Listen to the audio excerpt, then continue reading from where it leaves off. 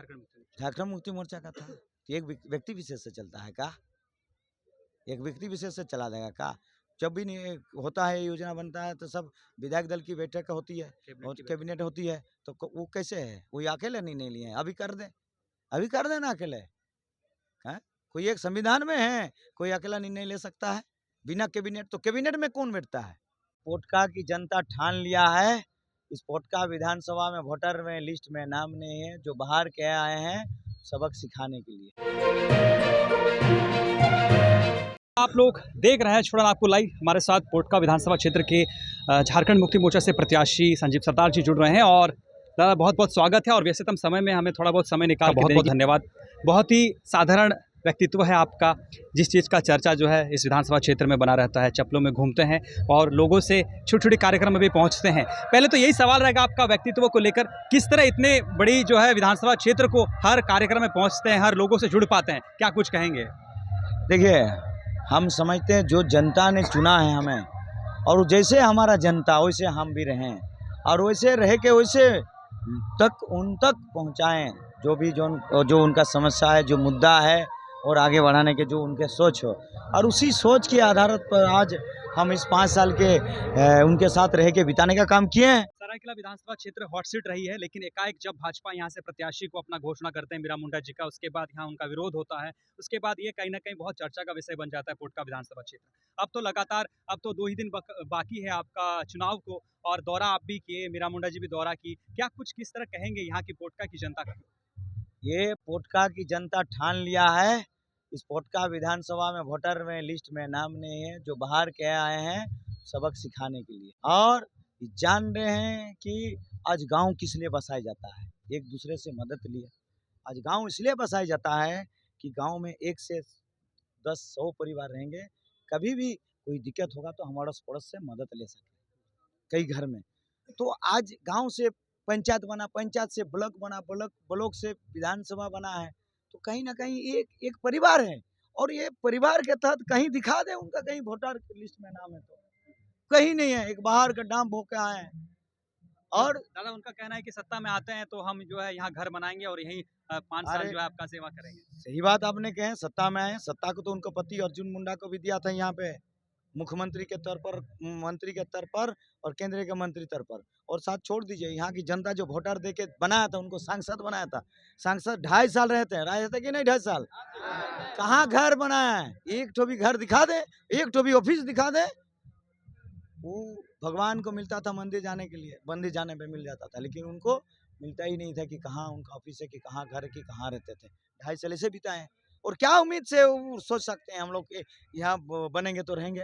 दादा भूमिज भाषा से आप लोग जो है पढ़ाई बंद करवा दिए, आरोप है आप लोग के ऊपर। भूमिज भाषा कहाँ पढ़ाई बंद हुआ है?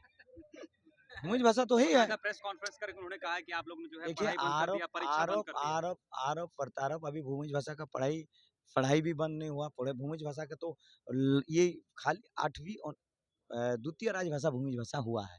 उसके बाद इस सरकार ने लाया था कि मचेत टीचर के तहत बांग्ला हो चाहे मुंडा हो, संताल में पढ़ाई करने के लिए बहाल नहीं हो पाया। सरकार, हमारे विपक्ष ने आज साजिश के तहत समय से पहले चुनाव करवाया।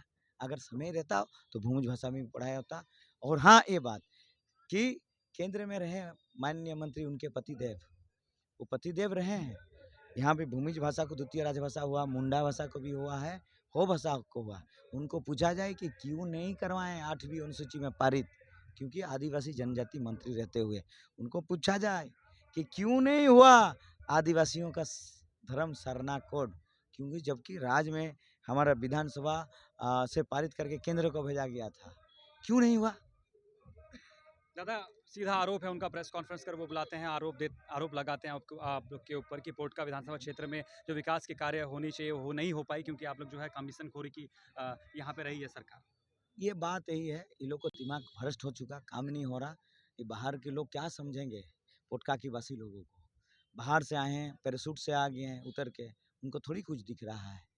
अब यहाँ रहते तब ना पता चलता।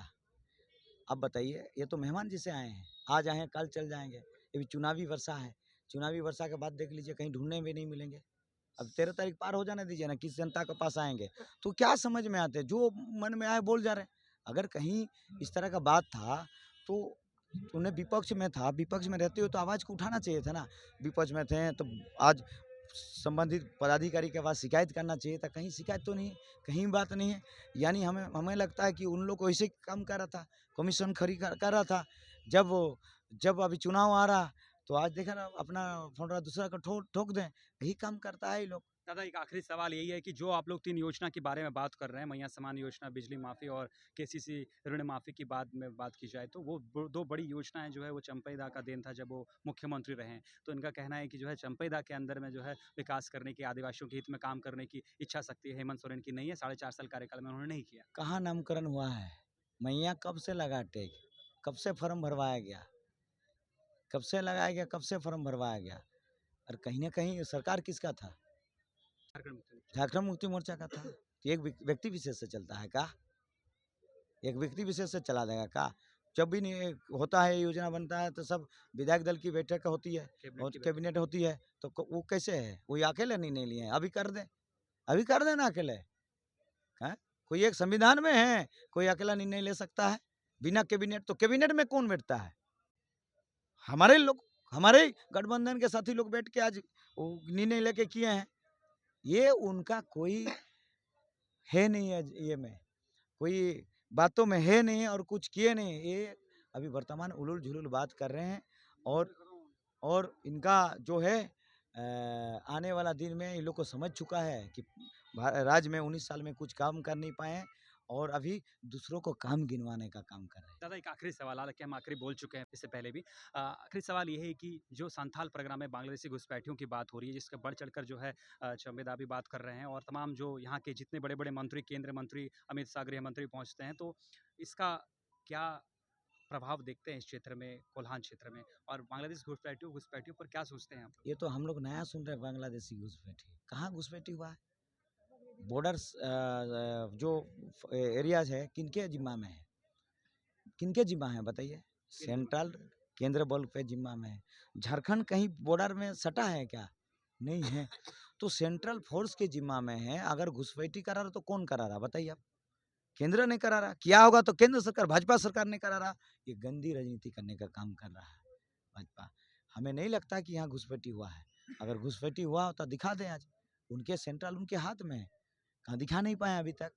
ये खाली लोगों को भड़काने का काम कर रहे हैं और भड़काते हुए इन लोगों को कैसे और आने वाला दिन में अपना इस झारखंड में हाथ बटाने का काम कर रहे हैं। तो ये लोग समझ चुका है इनके बातों पे।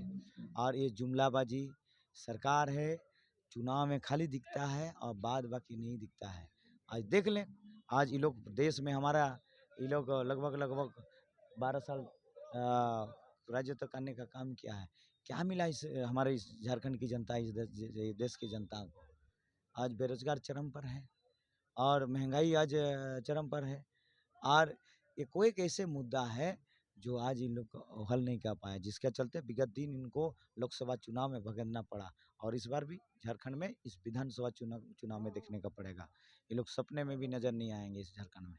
ठीक है, बहुत बहुत धन्यवाद है हमसे जुड़ने के लिए, आपका जो है ये समय देने के लिए। तो इसी के साथ आप देख रहे थे संजीव सरदार को, कोटका विधानसभा क्षेत्र के झारखंड मुक्ति मोर्चा के प्रत्याशी हैं और उनसे जो है तमाम सवालात जो कि भाजपा के द्वारा उनके ऊपर जो तमाम आरोप लगाए जा रहे हैं उनका जो है उन्होंने